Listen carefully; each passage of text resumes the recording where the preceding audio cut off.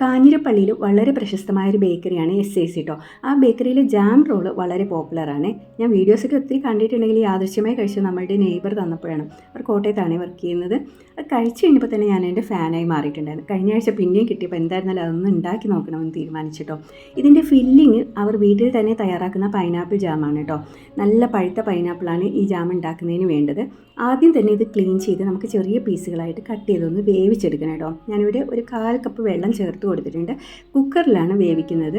ഒരു വിസിൽ കേൾപ്പിച്ചാൽ മതിയായിരിക്കും കേട്ടോ. ഒരു വിസിൽ കേട്ടതിന് ശേഷം അത് ഒന്ന് തണുത്ത് വരുമ്പോഴത്തേക്കും നമുക്ക് തുറന്ന് ഒന്ന് ഉടച്ചു കൊടുക്കണം. ഇല്ലെങ്കിൽ മിക്സിയിലൊന്ന് ക്രഷ് ചെയ്താലും മതി കേട്ടോ. ഇത് ഒരുപാടങ്ങ് അരയ്ക്കരുത്. നമ്മൾ ഈ ജാം റോൾ കഴിക്കുമ്പോഴത്തേക്ക് അതിൽ പൈനാപ്പിൾ ഇടയ്ക്കിടയ്ക്ക് കടിക്കുന്ന ആ ഒരു ഫീൽ കിട്ടും കേട്ടോ. അതിന് വേണ്ടിയിട്ടാണ് ഞാൻ ഇങ്ങനെ ചെയ്തിരിക്കുന്നത്. ഞാനിവിടെ നല്ലപോലെ ഒന്ന് ഉടച്ചാണ് കൊടുത്തിരിക്കുന്നത്. ഇനി നമുക്കിതൊരു നോൺ സ്റ്റിക്ക് പാത്രത്തിലേക്ക് മാറ്റി കൊടുക്കാം. അപ്പോൾ ഇങ്ങനെ വേവിച്ചെടുത്ത പൈനാപ്പിൾ ഏകദേശം ഒരു 2.5 കപ്പോളം ഉണ്ടായിരുന്നു കേട്ടോ. അതുകൊണ്ട് തന്നെ ഞാൻ ഇതിലേക്ക് 1 കപ്പ് പഞ്ചസാര കൂടി ചേർത്തിട്ട് നല്ലപോലെ മിക്സ് ചെയ്യുന്നുണ്ട്. ഇതിന് നല്ല മധുരം വേണം. സാധാരണ ജാം ഉണ്ടാക്കുന്ന പോലെ തന്നെ ഞാനിവിടെ ലോ ഫ്ലെയിമിലാണ് കുക്ക് ചെയ്യുന്നത്. അപ്പോൾ നമ്മൾ ഈ പൈനാപ്പിൾ സ്മൂത്തായിട്ട് അരയ്ക്കാത്തത് കൊണ്ട് നല്ല ടൈം എടുക്കും കേട്ടോ ഈ ജാം ഉണ്ടാക്കുന്നതിന്. പഞ്ചസാരയിലെ വെള്ളവും പൈനാപ്പിളിലെ വെള്ളവും നല്ലതുപോലെ വറ്റി വരാറാകുമ്പോൾ നമുക്കിതിലേക്ക് ഒരു നുള്ള് സിനമൺ പൗഡർ ചേർത്ത് കൊടുക്കണം കേട്ടോ. അത് നിർബന്ധമായിട്ട് ചേർക്കണം. ഒരു അല്പം കൂടെ വറ്റി വരുമ്പോഴത്തേക്കും ഇത് ലോ ഫ്ലെയിമിൽ തന്നെ കുക്ക് ചെയ്യണം കേട്ടോ. ഒരല്പം കൂടെ വറ്റി വരുമ്പോൾ നമുക്കിതിലേക്ക് 1/2 ടീസ്പൂൺ ഏലക്കാപ്പൊടി കൂടെ ചേർത്ത് കൊടുക്കാം. നമ്മളിങ്ങനെ സ്പൂൺ ഇങ്ങനെ പിടിക്കുമ്പോഴത്തേക്കും അതിൽ നിന്ന് വിട്ട് വീഴുന്ന ആ ഒരു പാകമാകുമ്പോൾ ഫ്ലെയിം ഓഫ് ചെയ്ത് വെക്കണം.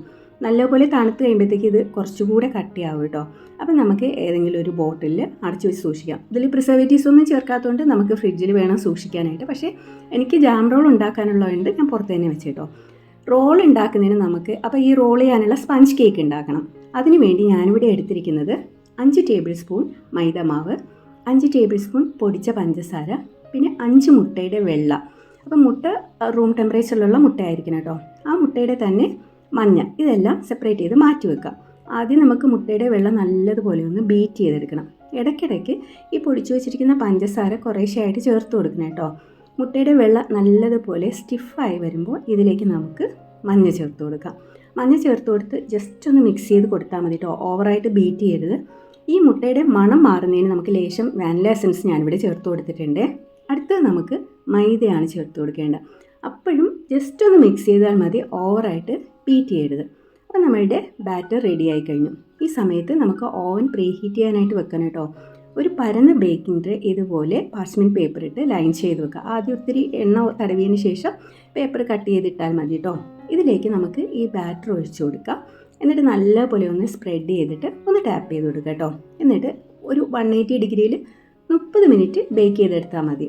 ഇത് തണുക്കാനായിട്ട് നമുക്കൊരു വയർ റാക്കിലേക്ക് മാറ്റി വെക്കാം. അപ്പോഴും നമ്മൾ ഈ പാർച്ച്മെൻറ്റ് പേപ്പർ മാറ്റരുത് കേട്ടോ. തണുത്ത് കഴിഞ്ഞതിന് ശേഷം നമുക്ക് ഈ ബേക്കിംഗ് പേപ്പറിൽ നിന്നും ഇളക്കിയിട്ട് സെയിം പേപ്പറിൽ തന്നെ വെച്ചേക്കണം കേട്ടോ. ഇനി ഇതിൻ്റെ മേലെ നമ്മൾ നേരത്തെ തയ്യാറാക്കി വെച്ച ജാം കുറച്ച് കട്ടിയായിട്ട് വേണം പുരട്ടാനായിട്ട് കേട്ടോ. എന്നിട്ട് ഇതിനെ പേപ്പറോട് കൂടി തന്നെ റോൾ ചെയ്യണം. റോൾ ചെയ്തിട്ട് പിന്നെ നമുക്ക് കട്ട് ചെയ്ത് സെർവ് ചെയ്യാം. അതേ ടേസ്റ്റുള്ള ജാം റോൾ തന്നെയാണ്. ഒന്ന് ട്രൈ ചെയ്ത് നോക്കുക. അടിപൊളി ടേസ്റ്റാണ്. ഇനി SACയിൽ പോകാതെ നമുക്ക് വീട്ടിൽ തന്നെ തയ്യാറാക്കിയ ജാം റോൾ കഴിക്കാം കേട്ടോ. അപ്പോൾ എല്ലാവർക്കും എൻ്റെ വീഡിയോ ഇഷ്ടമായെന്ന് കരുതുന്നു. ട്രൈ ചെയ്ത് നോക്കിയിട്ട് ഫീഡ്ബാക്ക് പറയാൻ മറക്കരുത് കേട്ടോ. Thanks for watching.